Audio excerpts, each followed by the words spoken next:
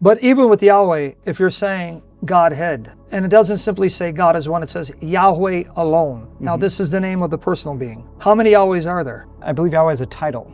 But Referring to even if Yahweh you as say a title, person. Sure, but, well, no, if it's a person, he would be a singular person. I don't believe God is a singular, right? A Father, Son, and Spirit?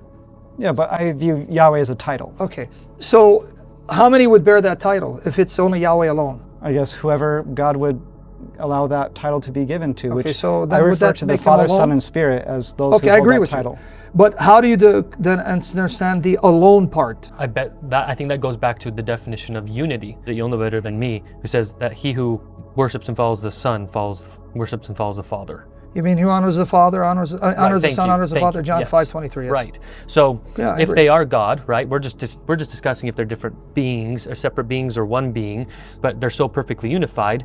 If I worship and follow or honor the Son, I am doing so to the Father as well. So even though there may be one Yahweh, it doesn't mean that you can't worship a separate God, Father, at the same time because of their unity. You said separate God, right? Well, that's what Justin Martyr said. No, I know what he said. Believe me, Justin Martyr, I've spent like 10 years studying him. I know his point. If you go with Justin Martyr, to him, the Father remains in the super celestial places, and he has no name. But you wouldn't agree with him, right? Well, that was after the apostasy. So of course we can't hold to everything he says Yeah, to be but all. I'm saying, I know you don't, but I'm saying with Justin Martyr, you have to take into account, he's mixing in Christian theology with his prior background with paganism and trying to synthesize them, and at times he drops the ball because no one thinks he's infallible. Okay. But that same Justin Martyr thinks only Jesus is Yahweh. The Father has no name. Would you agree with him? No. Is that what I'm saying? So that's why I'm saying I know Justin Martyr. I've studied him because Joe's Witnesses use him against me.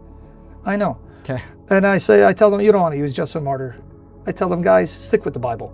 So, but since we can admit Justin Martyr's not infallible, you can be mistaken, because I agree with you, not with Justin, in this regard, the Father is Yahweh. But he thought he's nameless. Why? In his mind, to have a name means someone has to give you a name.